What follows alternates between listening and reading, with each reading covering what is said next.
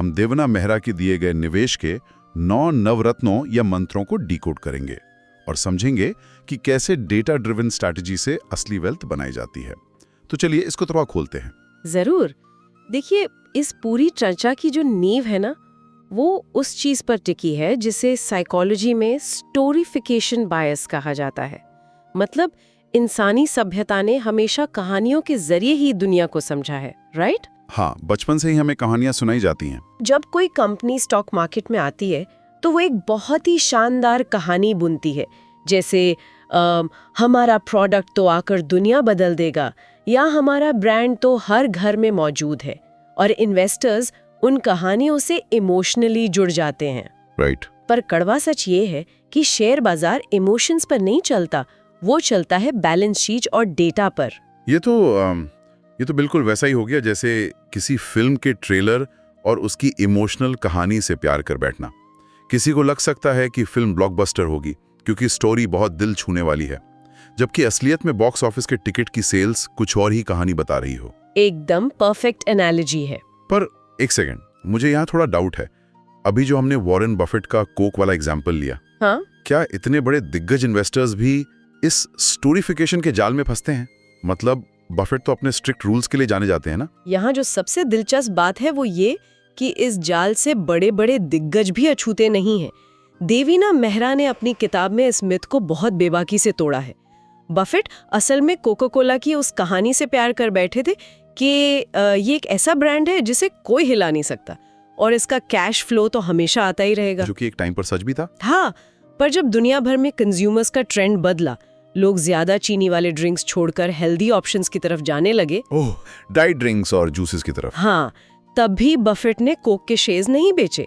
कहानी वही रही उनके दिमाग में, लेकिन जमीनी हकीकत का डेटा पूरी तरह बदल चुका था। नतीजा हमने अभी शुरू में देखा ही, पेप्सी ने उन्हें मीलों पीछे छोड़ दिया। वाह, मतलब ये बात थोड़ी गले नहीं उतरती, क्योंकि पूरी दुनिया की नज़र में वॉरेन बफेट की कंपनी बर्कशायर हैथवे तो वैल्यू इन्वेस्टिंग का एक मंदिर है।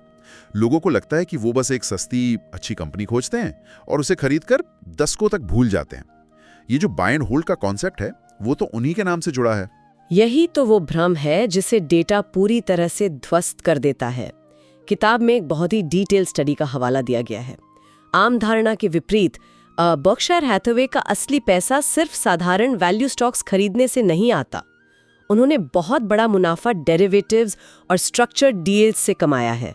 एक मिनट, डेरिवेटिव्स और स्ट्रक्चर्ड डील्स, इन्हें थोड़ा आसान भाषा में समझते हैं। ये आखिर काम कैसे करते हैं? हाँ, देखिए, साधारण शेयर खरीदने का मतलब होता है कंपनी में सीधा हिस्सा लेना, लेकिन डेरिवेटिव्स एक तरह के फाइनेंशियल कॉन्ट्रैक्ट्स होते हैं जहां भविष्य की कीमतों पर दांव लगाया जाता है। ये काफी कॉम्प्लेक्स और रिस्की होते हैं। अच्छा, मतलब सीधा शेयर नहीं? बिल्कुल नहीं। और जहां तक स्ट्रक्चर्ड डील्स की बात है तो 2008 के फाइनेंशियल क्राइसिस का एग्जाम्पल लेते हैं। उस टाइम बर्कशायर हैथवे ने गोल्डमैन सैक्स जैसी बड़ी कंपनियों को डूबने से बचाया था। हाँ, वो डील तो बहुत न्यूज में थी ना। पर उसके बदले उन्हें जो स्वीट हार्ट डील्स मिली, यानी जो वीआईपी शर्तें और गारंटीड रिटर्न्स मिले, वो किसी आम इन्वेस्टर के लिए तो मार्केट में मौजूद ही नहीं थे। ओह, तो असल में वो एक आम इंसान की तरह कोई सस्ता शेयर नहीं ढूंढ रहे थे, बल्कि वो एक विशालकाय बैंक या इंश्योरेंस कंपनी की तरह ऑपरेट कर रहे थे जिसके पास मार्केट को हिलाने की ताकत है। एकदम सही समझे आप। लेकिन उस बाय एंड होल्ड वाले उसूल का क्या वो सच में दशकों तक शेयर्स होल्ड नहीं करते? देखिए, स्टडी का डेटा साफ बताता है कि 2006 से 2015 के बीच बर्कशायर हैथवे ने जो भी स्टॉक्स खरीदे, उनमें से 90% स्टॉक्स उन्होंने 2 साल के भीतर ही बेच दिए। वेट, क्या 90%? सिर्फ 2 साल में? जी हाँ, और करीब 75% स्टॉक्स तो 10 महीने के अंदर ही निकाल दिए गए। तो ये जो खरीदो और दशकों तक भूल जाओ वाली कहानी दुनिया भर में चलाई जाती है, असल में वो एक बहुत बड़ा मिथ है। ये तो पूरा नजरिया ही बदल देता है। मतलब अगर कहानियों पर भरोसा नहीं किया जा सकता और दिग्गज इन्वेस्टर्स का असली फॉर्मूला आम इंसान की पहुंच से बाहर है, तो इन सब का आखिर मतलब क्या है? एक मिडिल क्लास इंसान आखिर अपना पैसा कहाँ लगाए? यही तो सबसे बड़ा सवाल है। क्योंकि अक्सर हम देखते हैं कि आम इंसान 2 ही रास्तों में से कोई एक चुनता है। या तो वो अपनी पूरी जिंदगी की कमाई को एफडी यानी फिक्स्ड डिपॉजिट और प्रोविडेंट फंड में डालकर सोचता है कि पैसा सेफ है, या फिर वो दूसरी एक्सट्रीम पर चला जाता है, रातों रात अमीर बनने के लिए डे ट्रेडिंग शुरू कर देता है। और ये दोनों ही रास्ते बहुत ज्यादा खतरनाक है। सबसे पहले उस सेफ्टी वाले भ्रम की बात करते हैं। दवीना मेहरा ने इस एफडी वाले मिथ को ना मैथ्स के जरिए बहुत ही निर्ममता से तोड़ा है। अच्छा, कैसे? मान लीजिए कोई 30 साल का व्यक्ति है और वो अपने रिटायरमेंट के लिए हर साल 1 लाख रुपए एफडी में डालता है।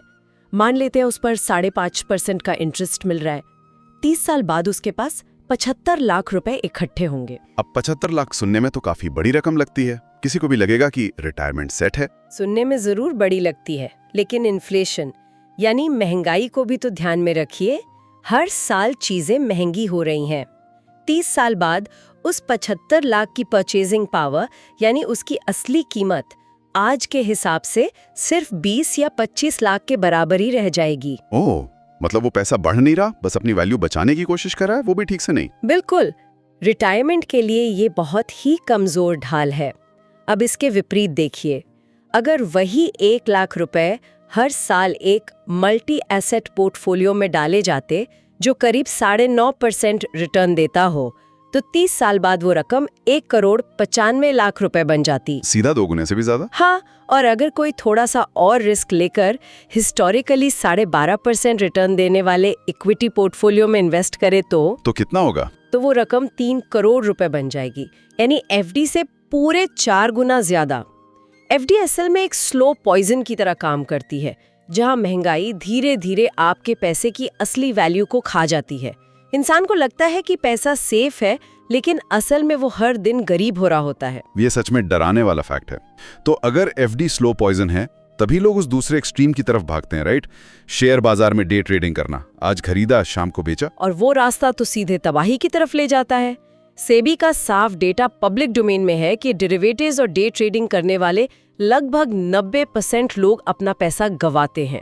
देवीना ने किताब में दिवंगत राकेश झुनझुनवाला जी का एक बहुत शानदार एग्जाम्पल दिया है। हाँ, उन्हें तो इंडिया का वॉरेन बफेट कहा जाता था। बिल्कुल, पर लोगों को लगता है कि उनकी ताकत ये थी कि वो हर रोज सही शेयर चुनते थे, जबकि उनकी असली सुपर पावर ये थी कि वो मार्केट के लंपी रिटर्न्स के कॉन्सेप्ट को बहुत गहराई से समझते थे। लंपी रिटर्न्स, इसका क्या मतलब हुआ? रिटर्न्स तो रिटर्न्स होते हैं, ये लंपी यानी असमान कैसे होते हैं? देखिए, इसका मतलब ये है कि शेयर बाजार किसी कॉर्पोरेट जॉब की तरह हर महीने एक फिक्स सैलरी नहीं देता। इसका रिटर्न एक साथ अचानक से आता है, लम्स में। हिस्टोरिकल डेटा बताता है कि 1994 से लेकर 2003 तक पूरे 9 सालों के लिए सेंसेक्स ने नेट रिटर्न के नाम पर 0 दिया था। 0? 9 साल तक मार्केट वहीं का वहीं था? जी हाँ, कोई कमाई नहीं हुई। पर आम इंसान तो 2-3 साल में ही घबरा कर अपना पूरा पैसा निकाल लेगा कि यार ये मार्केट तो काम ही नहीं करता। और यहीं सबसे बड़ी गलती होती है, क्योंकि उन 9 सालों के भारी सूखे के बाद अगले सिर्फ 4 सालों के अंदर सेंसेक्स 6 गुना बढ़ गया। बाप रे, 4 साल में 6 गुना? हाँ, तो अगर कोई उन 9 सालों की निराशा में मार्केट से बाहर निकल जाता तो वो उस गोल्डन विंडो को पूरी तरह मिस कर देता। मार्केट में टिके रहना इसी बात का खेल है कि आप उन सूखे के दिनों में हार ना माने, ताकि जब बाढ़ आए यानी जब तेजी आए तो आप वहीं मौजूद हों। ये बहुत ही जबरदस्त इंसाइट है। तो अब तक की चर्चा से ये बात तो बिल्कुल साफ है कि एफडी की एक्सट्रीम सेफ्टी भी स्लो पॉइजन है और डे ट्रेडिंग का एक्सट्रीम रिस्क भी तबाही है।